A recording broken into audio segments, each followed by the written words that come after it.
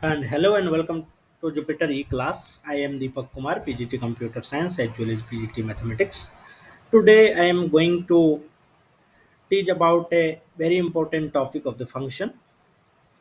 This is the class 12th Computer Science. So let's move on the syllabus of Computer Science 2023-24.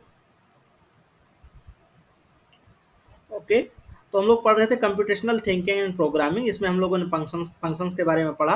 Types of function क्या होते हैं, function definitions, module, function types of function, built in function. अच्छा, function define in a module को अभी अपने touch नहीं किया है, क्योंकि मॉड्यूल को समझेंगे तो इसको पढ़ेंगे। यूजर डिफाइंड फंक्शन हमने पढ़ा, creating user defined function, argument, parameters, इस सबको हमने डीपली स्टडी किया है। खास करके जो ये था पैरामीटर्स और डिफरेंट टाइप के ऑफ आर्गुमेंट्स, यहाँ से क्वेश्चंस आते हैं। बोर्ड में भी क्वेश्चंस आते हैं, कंपटीशन एग्जाम में भी पूछे जाते हैं। अगर आप कोई इंजीनियरिंग का स्टूडेंट्स हैं तो वो मिलेंगे ये जब आप किसी बड़े एग्जाम से टीसीएस इन्फोसिस जैसे एग्जाम में बैठोगे तो ये क्वेश्चंस आते हैं, पैरामीटर्स रिलेटेड क्वेश्चंस पूछे जाते हैं। ठीक है, next topic is the function returning value. यहाँ से आज का सेशन स्टार्ट होने वाला है। तो पहला है अपना फंक्शन रिटर्निंग वैल्यू। तो चलिए मूव करते हैं अपने जुपिटर नोटबुक की तरफ। ठीक है, तो यहाँ तक अपन ने पढ़ लिया था फंक्शन क्या होता है, कैसे डिफाइन करते हैं, स्ट्रक्चर्स क्या होते हैं, पैरामीटर्स आर्गुमेंट्स में क्या डिफरेंस है, pre defined user defined functions क्या होते हैं। ठीक है, ये डिफरेंट टाइप के पैरामीटर्स हैं, इसको हमने स्टडी किया था दोनों थ्योरेटिकली भी और प्रैक्टिकली भी। ठीक है, अब स्टार्ट करने वाले हैं।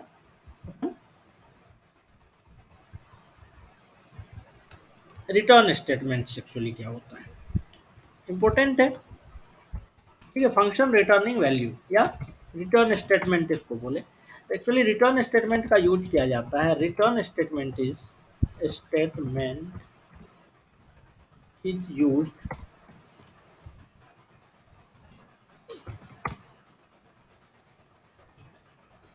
To show return something by the function. कोई भी फंक्शन क्या रिटर्न कर रहा है, इसको अगर आपको शो कराना है तो इसके लिए हम लोग जो यूज करते हैं, एक कीवर्ड यूज करते हैं, उसको बोलते हैं रिटर्न। ठीक है, it is done by, it shows by the keyword, by the keyword क्या कीवर्ड यूज करते हैं इसके लिए हम लोग, रिटर्न कीवर्ड लगाते हैं। ठीक है, तो इसके हेल्प से हम लोग क्या करा सकते हैं, रिटर्न करा सकते हैं तो फंक्शन क्या वैल्यू दिया है। ठीक है, अगर देखना चाहें तो हम लोगों ने बहुत सारे फंक्शन डिफाइन भी किए हैं। जैसे देखो यहाँ डेफ मल्टीप्लाई ए बी है, हमने रिटर्न कराया। ठीक है, यहाँ पे डेफ ए बी हमने लिया यूजर से और उसका रिटर्न कराया क्या, एक एक्सप्रेशन को रिटर्न कराया जो दो वैल्यू का सम दे रहा है। यहाँ पे भी एक एक्सप्रेशन को हमने रिटर्न कराया जो क्या कर रहा है, ए और बी का एक्चुअली मल्टीप्लिकेशन का वैल्यू रिटर्न कर रहा है। ठीक है, तो फंक्शन का रिटर्न का ये काम रहता है। ठीक है, अच्छा, कभी कभी क्वेश्चन इस तरह से आता है, रिटर्न और प्रिंट में डिफरेंस क्या है। प्रिंट भी तो वही काम कर रहा है जो डिस्प्ले पे ला रहा है वैल्यू को, रिटर्न भी वही काम कर रहा है। तो actually what is the major difference between the print statement and the return statement. इसको थोड़ा सा प्रैक्टिकल अप्रोच से समझेंगे तो बेटर रहेगा। जैसे मान लो हमने एक फंक्शन बनाया डेफ एड। ठीक है, डेफ ऐड नहीं, डेफ मान लो, क्या फंक्शन लूँ, def def def def def मान लो रिटर्न को ही समझते हैं। तो डेफ रिटर्न को मैंने शॉर्ट में लिख दिया रेट। और यहाँ पे मैं पहले प्रिंट करवाता हूँ रेट वन, रेट टू, दो फंक्शंस लेंगे, रेट वन और रेट, प्रिंट करवाता हूँ मैं यहाँ से हेलो।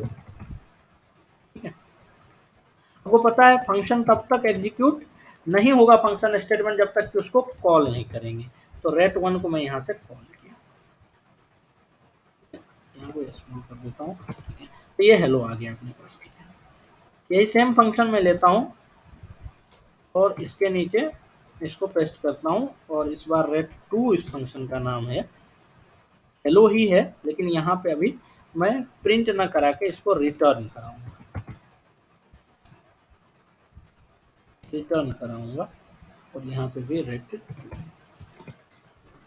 तो दो वैल्यू आपके सामने दिख रही होगी। इसने डेफ वन ने भी क्या कराया, रिटर्न दिया हेलो, और डेफ टू ने भी इसने प्रिंट कराया, रेट वन ने प्रिंट कराया, जबकि रेट टू ने रिटर्न किया। हेलो और हेलो दो जगह दिख रहे हैं, लेकिन दोनों में एक डिफरेंस दिखेगा आपको। जो ये जो पहले वाला हेलो है जो प्रिंट से आया है वो सिर्फ एक वैल्यू है, जबकि दूसरे वाला एक वैल्यू के साथ साथ क्या लेके आया है, एक इन्वर्टेड कोमा भी लेके आया है। ठीक है, सिंगल कोट के अंदर ये हेलो लिखा हुआ है।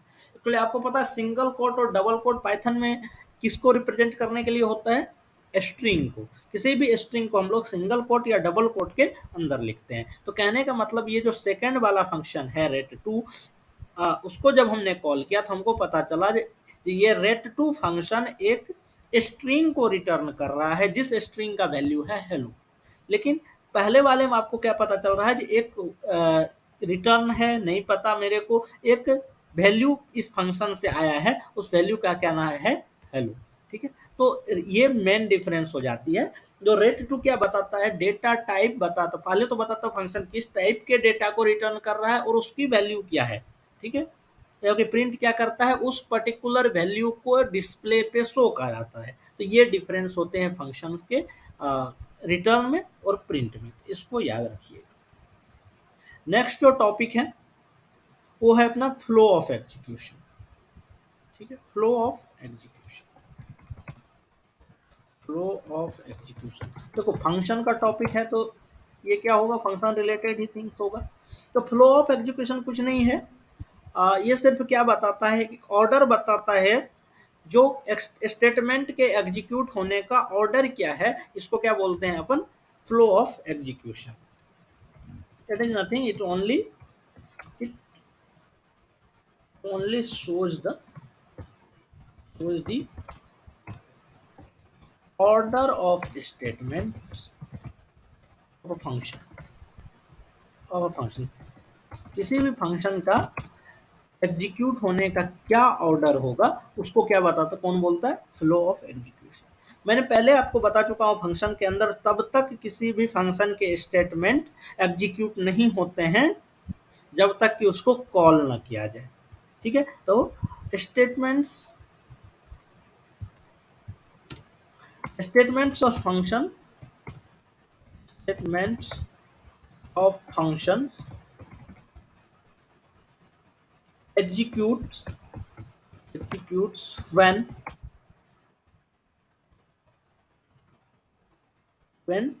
function is called। जब इसको कॉल किया जाएगा तो तभी क्या होगा, फंक्शन कॉल्ड। फंक्शन को जब भी कॉल करेंगे तभी इसका वैल्यू, इसके स्टेटमेंट एग्जीक्यूट होंगे। The order of the execute, the order of the statements of function always follow top to bottom approach. Top to bottom approach इसका क्या मतलब हुआ, जो सबसे टॉप में जो आपके स्टेटमेंट होंगे वो पहले रन करेंगे, एग्जीक्यूट होंगे, फिर सेकेंड, फिर थर्ड, जैसे पाइथन प्रोग्राम के अंदर हम देखें। ठीक है, ये हो गया। थोड़ा सा इसको समझते हैं अपन। जैसे कोई सा फंक्शन मैं ले लूँ, अगर उससे समझाऊँ, ये इस देखो यहाँ एक फंक्शन है डेफ वेलकम करके।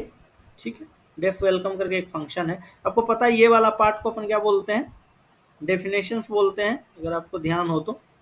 ये वाला जो पार्ट है ये वाला अपना होता है डेफिनेशन, इसको मैं हटा देता हूँ। सॉरी, ये वाला जो पार्ट है इसको क्या बोला जाता है, इसका डेफिनेशन, किसी भी फंक्शन का डेफिनेशन। ठीक है, जिसको किसी भी फंक्शन को डिफाइन करने के लिए हम लोग क्या करते हैं, डेफ कीवर्ड का यूज करते हैं। यहाँ से बोर्ड में भी क्वेश्चन आया है, जो फंक्शन को डिफाइन करने के लिए कौन सा कीवर्ड यूज करते हैं। तो डेफ कीवर्ड के हेल्प से हमने फंक्शन को डिफाइन किया, और इसके बाद जो ये जो लाइन आपको दिख रही है ये एक्चुअली स्टेटमेंट्स हैं, यही सारे स्टेटमेंट्स होते हैं। फंक्शन बॉडी के इनसाइड में जो भी लाइन्स लिखी गई है ये सारे के सारे क्या होंगे, स्टेटमेंट्स। अब ये स्टेटमेंट तब तक एग्जीक्यूट नहीं होगा जब तक कि इसको कॉल नहीं किया जाएगा। तो हमने क्या किया है, यहाँ पे फंक्शन को कॉल किया है। ये वाले लाइन में और ये वाले लाइन में 2 बार इस फंक्शन को कॉल किया। मल्टीपल टाइम हम लोग किसी भी फंक्शन को कॉल कर सकते हैं अकॉर्डिंग टू द यूज। ठीक है, तो हमने क्या किया, वेलकम फंक्शन को कॉल किया। इसके हमने 4 पैरामीटर्स दिए। कौन कौन से? Welcome, to, Jupiter, equal. अब ये पैरामीटर्स तो यहाँ कहलाते हैं, जब कॉलिंग के टाइम में आता है तो यही पैरामीटर्स क्या बन जाते हैं, इसके आर्गुमेंट्स बन जाते हैं।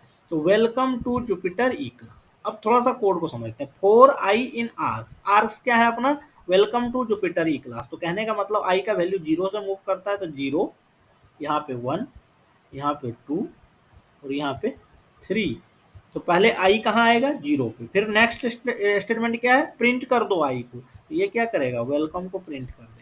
फिर सेकेंड पे आएगा और उसको प्रिंट कर देगा। तो आप अगर इस कोड को देखोगे यहाँ पे, तो एक्चुअली हुआ यही है, यहाँ पे देखो हुआ यही है, जो welcome to Jupiter E class, welcome to Jupiter E class print हुआ है। और ठीक उसके जस्ट बाद फिर क्या प्रिंट हुआ है, वेलकम, क्योंकि अगेन हमने कॉल किया था फंक्शन को, इसने वेलकम दे दिया। मे भी क्लियर हो गया। जो फ्लो ऑफ एग्जीक्यूशन क्या होता है, हमेशा टॉप टू बॉटम अप्रोच होता है किसी भी स्टेटमेंट को एग्जीक्यूट होने के लिए, टॉप टू बॉटम ऑर्डर। ठीक है, इसको याद रखना है, ये है अपना एग्जीक्यूशन। तीसरा जो आज का टॉपिक है वो था ग्लोबल वेरिएबल और लोकल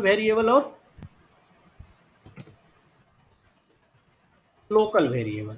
चलिए इसको भी समझ लेते हैं जरा, ग्लोबल वेरिएबल क्या होता है और लोकल वेरिएबल क्या होते हैं। थोड़ा सा मैं इसको जूम आउट कर दूं, जूम इन कर दूं। ग्लोबल वेरिएबल देखो, हम फंक्शन के अंदर वेरिएबल तो अभी तक करते आए हैं डिफाइन, कोई बड़ी बात नहीं है। लेकिन अगर मैं चाहता हूं जो कुछ ऐसे वेरिएबल हो जो मैं एक बार डिफाइन करूं और मल्टीपल फंक्शन में उसको यूज करूं, तो इसके लिए क्या करते हैं हम लोग, ग्लोबल वेरिएबल डिफाइन करते हैं या डिक्लेयर करते हैं, जो हमेशा क्या होता है, आउटसाइड द फंक्शन होता है। तो मैं यहाँ पे लिखता हूँ it declare outside the function, outside the function. ठीक है, it can be used, it can be used by multiple function, multiple. Local इसका जस्ट उल्टा है, ये लोकली होता है, फंक्शन बॉडी के अंदर होता है और इसको सिर्फ एक ही फंक्शन यूज कर सकते हैं। ठीक है, तो इसको याद रखना है आपको। ठीक है, फिर डिक्लेयर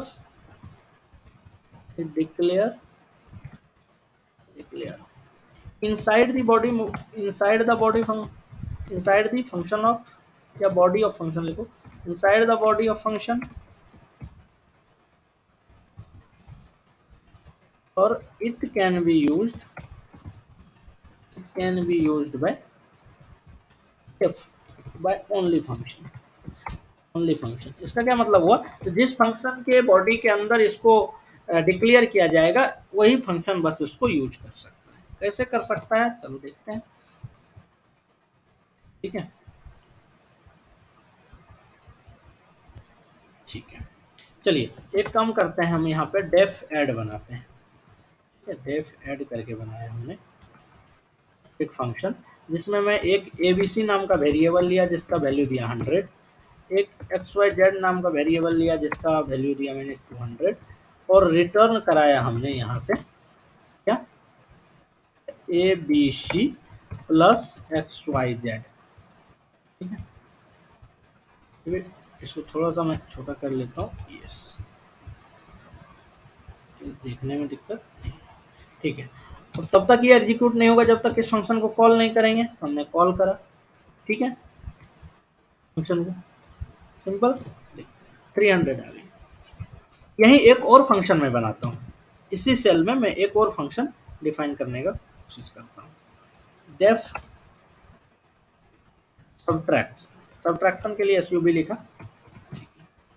और यहाँ पे मैं डायरेक्ट रिटर्न स्टेटमेंट ही लगाता हूँ, रिटर्न abc माइनस xyz।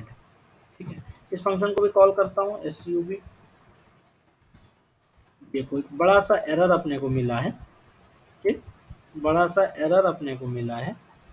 क्या मिला है, abc इज नॉट डिफाइंड। क्यों भाई, एबीसी तो मैंने डिफाइन किया है, लेकिन ये एबीसी तो मैंने डिफाइन किया था, लेकिन ये लोकली डिफाइन किया मैंने, ठीक है, इसको मैंने लोकली डिफाइन किया सिर्फ ऐड फंक्शन के बॉडी के इनसाइड में। तो जब ऐड फंक्शन के बॉडी के इनसाइड में डिफाइन किया है तो इसको सिर्फ ये ऐड फंक्शन ही यूज कर सकता है, बाकी दूसरा कोई भी फंक्शन इसको यूज नहीं कर सकता है। तो यहाँ पे क्या लिख देते हैं, एरर क्या बता रहा है अपना, जो A B C and X Y Z are local variable, ये चीज़ें बता रही है कि ये दोनों लोकल वेरिएबल है, तो इसको आप लोग आउटसाइड द फंक्शन यूज नहीं कर सकते, ठीक है। अब मैं इसी को क्या करता हूँ, थोड़ा सा एक नया, सॉरी, एक नया सेल लेता हूँ मैं और यहाँ पे इसी फंक्शन को मैं और बेहद, ठीक है, ठीक है। अब देखो इस दोनों को मैं क्या करता हूँ, अभी ग्लोबली से लोकली से ग्लोबली कर देता हूँ, कैसे, सिर्फ क्या करना है, इसको आउटसाइड में डिफाइन कर देना है। हमने क्या किया यहाँ पे, अब ए बी सी को कर दिया 300 और एक्स वाई जेड को कर दिया 500, ठीक है। तो फंक्शन बंद करो, देखो ये वाले फंक्शन -200 दे दिए, def add function A B C, ठीक है। तो इसको भी रन कराना, इसको एक सेकंड के लिए मैं हटाता हूँ इसको, ये देखो 800 हमारे पास आ चुके हैं ऑलरेडी, ठीक है। डेफ ऐड, अगर डेफ सब्ट्रैक्ट को करके देखूं तो चलो एक बार फिर से करते हैं, डेफ सब्ट्रैक्ट, इसके किसके भी सब्ट्रैक्ट करना है, तो A B C minus X Y Z के अंदर इसी को सब्ट्रैक्ट करना है और इसके वैल्यू को रिटर्न कराना है। हमने लिखा रिटर्न, अब तब तक ये काम नहीं करेगा जब तक कि हमने फंक्शन को कॉल नहीं किया, जैसे ही मैंने फंक्शन को कॉल किया तो देखोगे -200 आ गया। तो यही ए बी सी और एक्स वाई जेड वेरिएबल्स हैं जिसको मैंने यहाँ पे मल्टीपल टाइम यूज किया है, तो इसको क्या बोलते हैं अपन, ग्लोबल वेरिएबल। तो आपको याद रखना है ये ग्लोबल वेरिएबल हमेशा कब डिक्लेयर किया जाएगा, आउटसाइड द फंक्शन, और लोकल वेरिएबल हमेशा इनसाइड द फंक्शन, पहला डिफरेंस। दूसरा है लोकल वेरिएबल को हम लोग उसी फंक्शन सिर्फ यूज कर सकता है जिसके बॉडी के इनसाइड में उसको डिक्लेयर किया गया है, जबकि ग्लोबल फंक्शन को ग्लोबल वेरिएबल को मल्टीपल फंक्शन यूज कर सकता है। तो इसमें लिख लेना है here A B C and X Y Z are global variable, global variable, ठीक है। ये क्लियर हो गई, maybe global variable local variable का कंसेप्ट आपको समझ में आ गया होगा। डिफरेंट टाइप के क्वेश्चंस करेंगे इससे रिलेटेड अपन नेक्स्ट सेशन में, तो तब तक के लिए थैंक यू एवरीबॉडी।